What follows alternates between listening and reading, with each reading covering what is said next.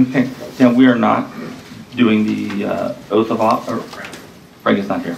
Okay, so if you have your agenda, we're going to move past that to roll call, Madam Clerk. Here. Here. Director Bartlett. Here. Director Hack. Here. Director Davis. Present. Director Piotr. Here.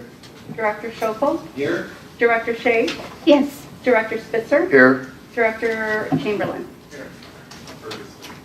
Oh, Director Ferguson. Present. Okay, we have quorum. Thank you. And that moves us to item 2. Do we have any members of the public who wish to speak? No, we don't. Okay, thank you. Now item 3, our consent calendar. Do we have a motion on the consent calendar or any items that the board would like to pull for discussion? I'll move the consent calendar. Second. I'll second it. Mr. Chair, Yes. I have a couple of corrections on minutes. Okay, so you would like to pull the minutes. We can pull number 1 if you can vote the rest of it in if you want, or I can make the small corrections. Okay. So would we amend the first motion minus the minutes? Yeah, I amend.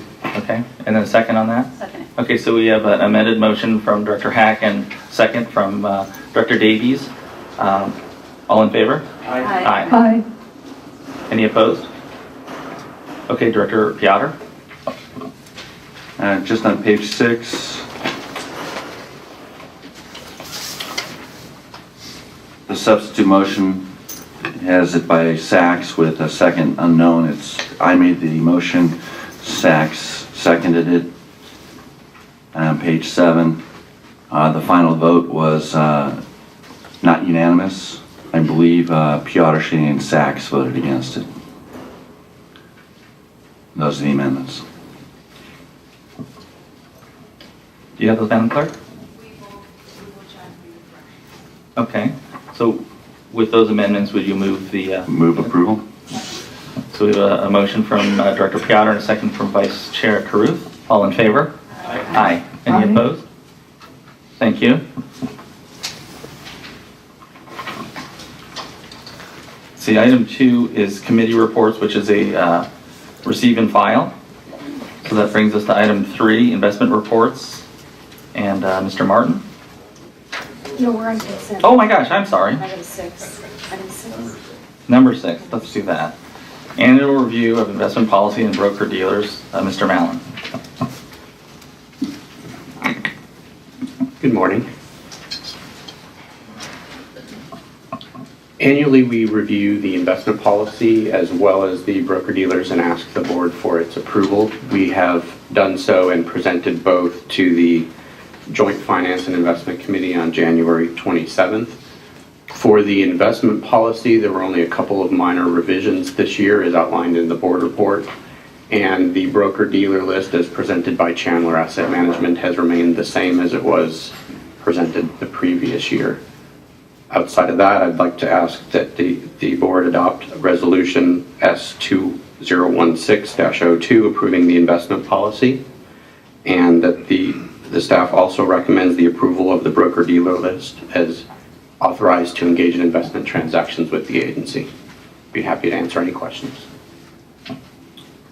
Thank you. Do we have any questions? Director Spitzer? At the Board of Supervisors on Tuesday, we had a presentation, our annual update from the Treasurer's Oversight Committee, which is comprised of citizens who advise the county's treasurer, tax collector, Sherry Friedenrich. And the chair of the board and our director, Lisa Bartlett, talked about a letter she had sent to jurisdictions in the 5th Supervisorial District talking about potential to come back into the county pool. We've talked about it here around the edges on prior occasions, and my question is, what, if anything, are we doing, maybe nothing, but what are we doing, if anything, with respect to a conversation about potentially returning back to the county's pool? It's been 20 years since the bankruptcy. I'm very confident there's significant safeguards in place to ensure that an event like that never happens again. I don't know what the other agencies are. We've talked about the Fire Authority and some of the other boards about the confidence, with some distance in the pool. But Lisa made a great point, and I think it needs to be reiterated. I'd like to steal it if I could, or plagiarize it this morning, which is the more entities that participate in the pool, the greater we all benefit as a county because of the buying power of the pool and the securities. So I'm trying to balance, I'm not pushing it. I'm not like, I'm not on my soapbox yet about it, because I think we should have a dialogue about it. But I'd just like to know that Mr. Cream, you and Mr. Mallon and your finance team and executive team are at least meeting with Ms. Friedenrich and having conversations to see whether there would be any benefit to this agency moving in a direction. Maybe it's a partial investment of our securities or whatever. Actually it's not securities, but the types of instruments that we would need to put our money into. So I don't really know who chairs that committee for us. Who? Finance. Yeah, who is finance chair? I do. Oh, you do. Okay. So I don't know what your thoughts are, but I'm just wondering if people are. Oh, thank you very much. I'm just wondering if this is something that people are not interested at all. They would give lip service to it and do it. I'm just really curious, like, what is the temperature of the county in terms of the pool? So I'd be really curious at some time, either now or not take up a lot of time this morning, your future thoughts to see whether this is something that makes any sense whatsoever. Well, I'd like to see that as an item for the committee to investigate, not just on the benefits, because I think there are some obvious benefits. There may be some benefits that are not as apparent, but then also any of the risks that we also need to consider that outweigh those. And Director Hack, you have a question? Well, yeah, I sit on the committee, and we did kick it around, and there's pros and cons. It's valid to speak in terms of the broader funding that would accrue to the county agencies, and that's true. But concomitant to that is also the fact that if a problem develops locally, you're in a heck of a lot better position if you're more globally represented. So you have to weigh that against the other. And taking into account, I said, the bankruptcy, which I'm not laying too hard on, clearly had you been outside that pool, you were in pretty good shape. Yeah, of course. Which, so in effect, the argument for a broader perspective has some very great reality to it too. That's great. So, Director Bartlett? I think that Director Spitzer makes some very good points, and I had brought this up before. I know that OCTA is a participant in the county pool. The county pool, when you take a look at it, the types of investments, the instruments that we use for finances are very solid. They have an excellent track record. And the administrative cost, it's over an $8 billion pool. So the administrative cost is relatively low, and with more participants, the administrative cost is even lower. So we have a lot of cities, municipalities, different agencies like OCTA that are involved in the county pool and are very, very happy. So I think it's something we want to certainly look at either now or in the future. The rate of return also is substantially higher in a lot of areas than what we're getting right now. And we're still investing the money in very, very solid, very highly rated investments. So I think it's something that we should definitely consider. Okay. I think the topic does warrant more than just the anecdotal conversation we had on that committee, so if we could bring that forward. And then Director Piotr? Yeah, I think it'd be a great idea, and I suggest staff maybe bring that back to the committee. In the meantime, I'll move staff recommendation on this item. Second. Any other discussion? So we have a motion from Director Piotr and a second from Director Carew. All in favor? Aye. Any opposed? Thank you.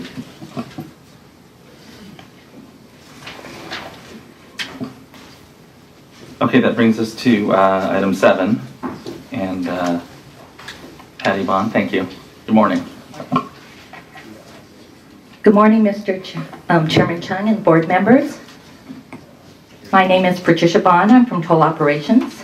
I present to you item number 7 on your agenda, file number 2016J025, titled Extension of Questmark Contract for Printing and Mail House Services. Questmark is contracted by TCA to provide mail house services. As an important service to the customer service operation, the mail house is used for bulk printing and mailing services in support of daily operations.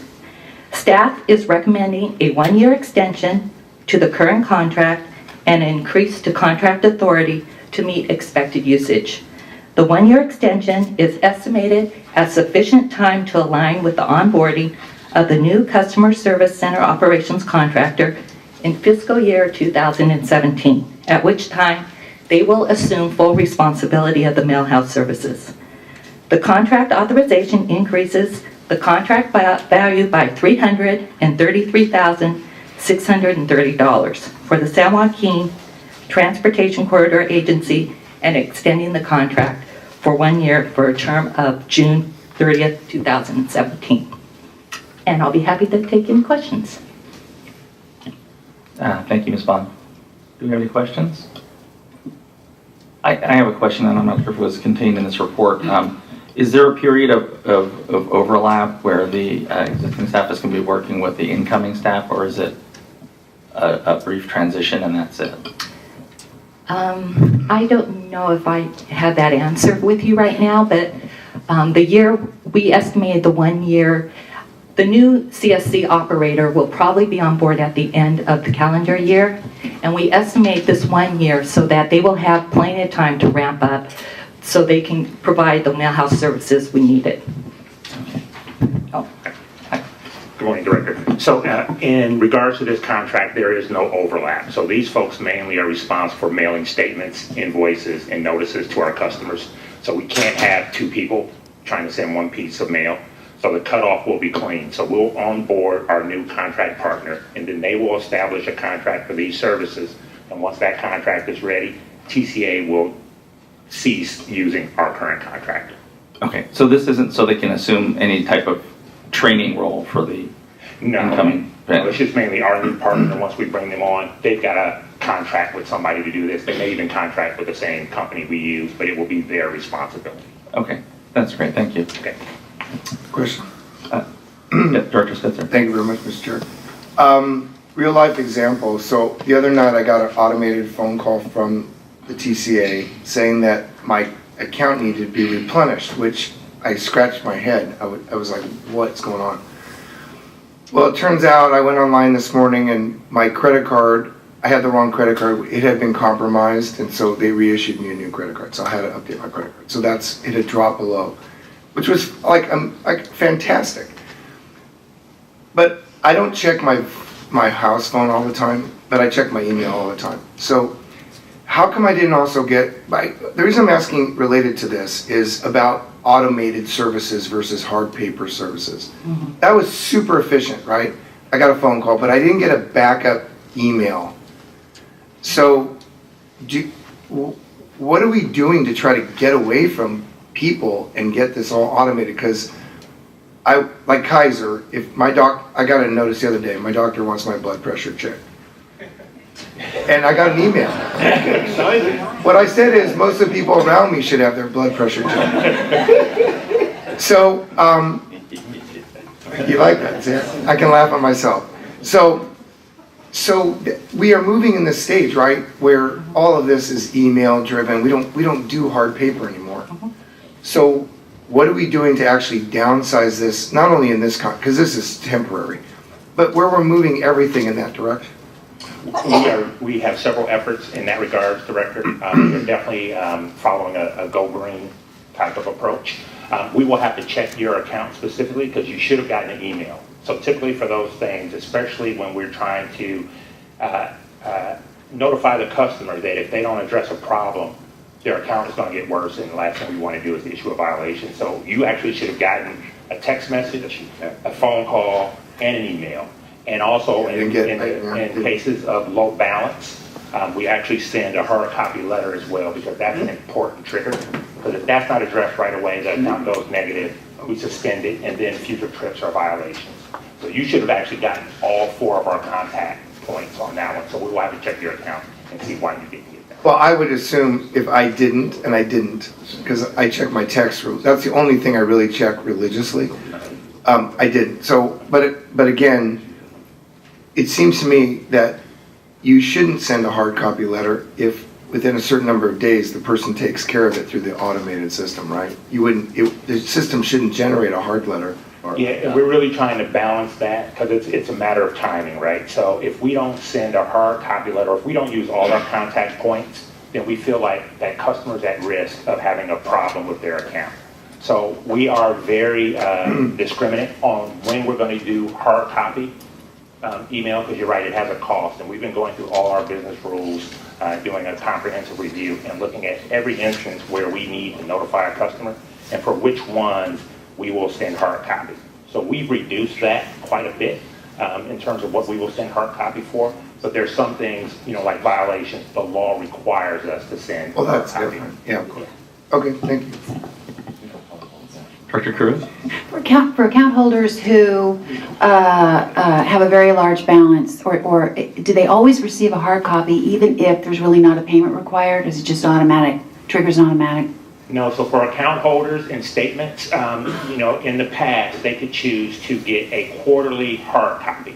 But about 6 months ago, as part of our efforts to go green, new account holders, they can only get their account statements via email. So we've started this transition, and our plan is to come back to the board to try and present you options on how we're going to deal with our legacy folks, our customers who established their accounts before we had the Go Green initiative, because we need to figure out how do we switch those folks who previously opted for paper, how do we get them on the more green side and using electronic notices.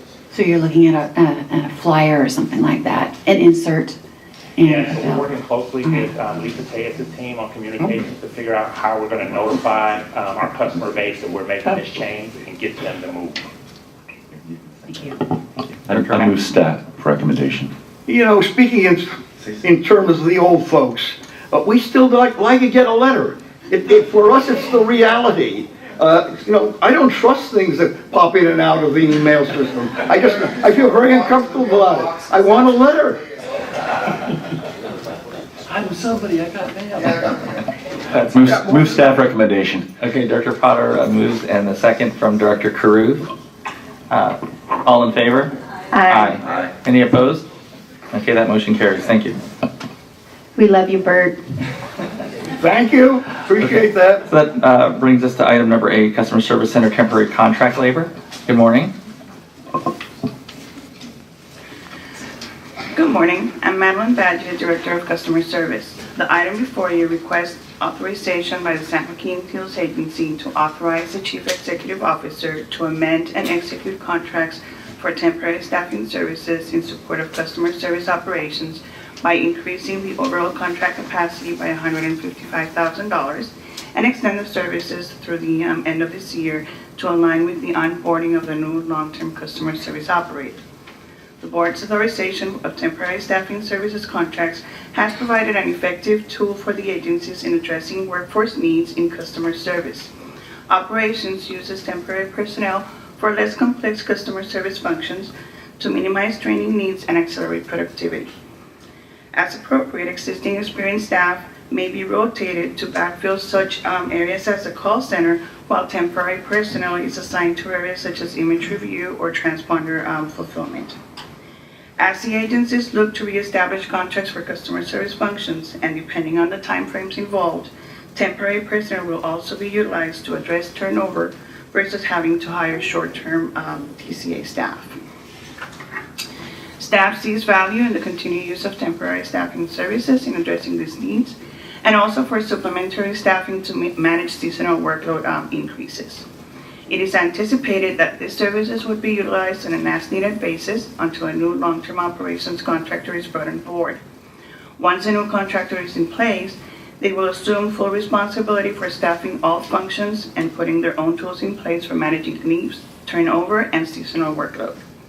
As these services are only used on an as-needed basis in the need of staff, the funding for temporary services is included in the overall staffing cost in the fiscal year 2016 budget and will be included in the proposed FY17 budgets.